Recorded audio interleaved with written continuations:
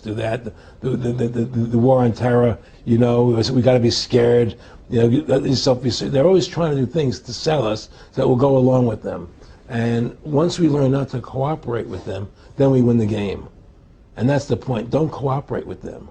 Don't go along with the program anymore. Stop it. Join forces. You and I should run for president and vice president and take over this country and bring freedom back to this country. That's what it takes. Two people like you and I, statesmen, who believe in freedom, who believe in Thomas Jefferson and the Constitution and the Founding Fathers to make this country whole again. Because right now it's in the grip of the evil ones, And the only way to stop that is for good men to stand up. What's Edmund Burke said? Evil can only thrive when good men do nothing. Yes. Right? We got to do something. That's what it is, Silence is golden, but when it comes to your freedom, it's yellow. We have to stop being scared. We have to stand up and do what's necessary to take back, to stop these bankers, these elite, this government full of lies, congressmen full of liars. People destroying our borders. Creating a government. I mean, imagine this. Here you are in America, and they're combining America, Canada, and Mexico into one country, the North American Union, and the American people don't know anything about it. It's not even in the press. They'd rather talk about Rosie O'Donnell and Donald Trump calling each other names than discussing the fact that we're merging into one country. The press doesn't even report it. Or that Paris Hilton doesn't wear underwear. Yeah, Britney Spears. But I mean, who cares? I mean, the fact of the matter happens to be that tells you how controlled the media is. Here you are combining America, Canada, and Mexico into one country, and you don't see it in the press. Unless maybe it's Lou Dobbs. You don't see it in the press. You just don't see it. It should be the top story everywhere. Everywhere, and not a word about it, really. Why? That tells you, there's the evidence that it's controlled. They don't want the American people to know what's going on. That's why they don't protect our borders. That's why we're losing our Constitution, the very document that secures our freedoms. Well, I think if you analyze the situation, and if you realize that since the Federal Reserve has come into being in 1913, illegally, without a constitutional amendment, by bribing a few senators during Christmas vacation, they turned over the most important power that the American government has, the creation and issuance of money, to a private bank. Through that private bank issuing money, they have destroyed this country. They have destroyed the purchasing power of the money in this country. They've created social programs that are destroying this country. Now, they've taken over our government, both Republicans and Democrats. There's no difference anymore between the two parties. They control both parties.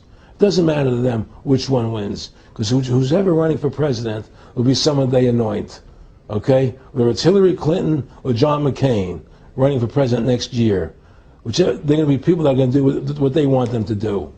And the fact of the matter happens to be that you can't win an election unless you have enough money to win. They make sure who gets the money.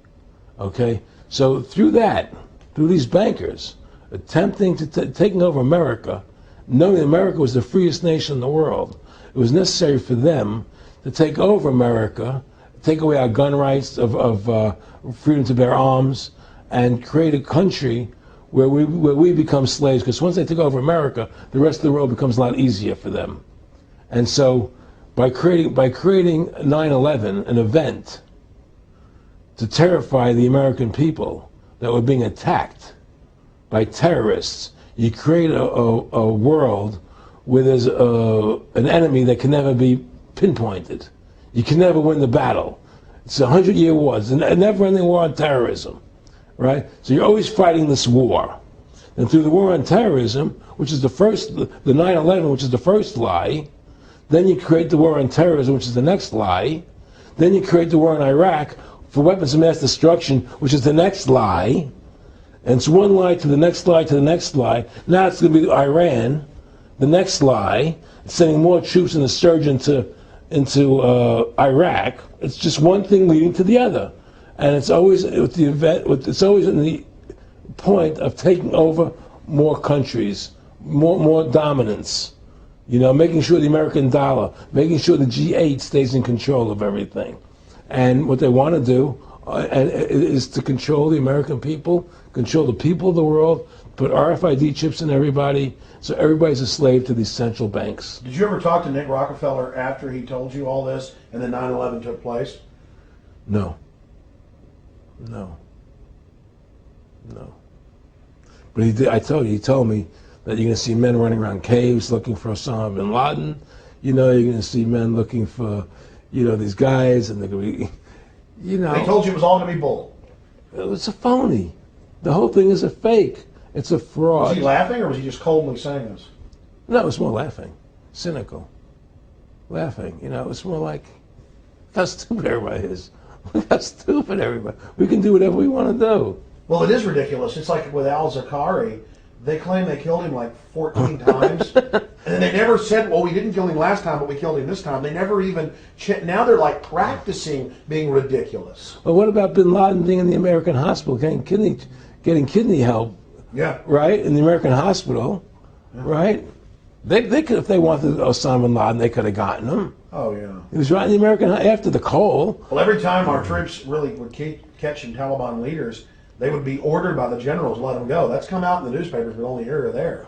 And they kept going, and then Pat Tillman was complaining about it, and then he got shot. I talked to his brother. Oh, you did? And then he got shot, and there was a big hero charging Al-Qaeda. No Al-Qaeda, somebody shot him in the back. Look, we're dealing with complete evil. We're dealing with complete evil. And until the American people wake up and say, we don't want this evil in our country anymore, and we want to come back to a country of decency and goodness and integrity and honor, we're going down that road. And that's what it's going to take. It's going to people to stand up and say, we don't want to live in this kind of a world anymore. I believe we should pull all our troops out of Iraq. I believe we should leave other countries alone. Let other countries live their lives the way they choose to. Stop trying to spread democracy around the world, which is the worst form of government there is anyway. Restore our republic to what it's supposed to be, and go back to what the founding fathers gave us, and try and restore that. Restore the republic. Like the point of everything is that we have to mobilize. Each one of us. You and I can't do everything, Alex. You and I may be leaders. We may be out there, and people listen to us, what we have to say, and follow us. But the truth of the matter happens to be, it takes all Americans to stand together, to stand tall, to mobilize and say, we're not going to take this anymore. I'm mad as hell. I'm not going to take it anymore. We're going to stand up and fight the battle. And you and I can't do this alone. We're just leaders of the thing. But other people have to join in with us and stand side by side, shoulder to shoulder, and say, I'm not going to take it anymore. That's what it's going to take to win this effort, and to stop cooperating with the government and with all their rules and regulations, and to wake everybody up, to hand out DVDs of my movie, to hand out DVDs of your movie, to educate everybody to what's going on. Well, freedom and liberty is what people really want. And it's time to stop the duplicity of the government from lying to us. You see, many people know the truth of what's happening in this country. They know the truth, like the numbers you gave about 9/11, but they're afraid to stand up. People have to find their courage and stand up and say, I'm not going to take this anymore. I know the truth, and it's like they create a situation where if you tell the truth, you're considered a lunatic. In other words, if someone goes on a TV show and says 9/11's an inside job, oh, you're an idiot, you're crazy, they call you names. You can't be afraid of that. Well, it doesn't work anymore. They have no facts. Just calling you crazy doesn't make you crazy. Well, we know that. They also go get kooks who are kooks to put them on and then say they represent us. That's right, exactly. Another tactic. Exactly. And Bill O'Reilly's great at that. Sean Hannity is great at that. They just put people on who they can dominate, But why do you think guys like that, they're not stupid? I've talked to people that don't. They know the truth. Why do you think they decide to join the evil? That has to be in their hearts. I had the opportunity to do that, and then in my heart I couldn't do it. So it has. How could you or I consciously be involved in something like putting AIDS virus in black Africans' vaccines? What the hell? It's like we're not good guys either. I don't think I'm like some special perfect person.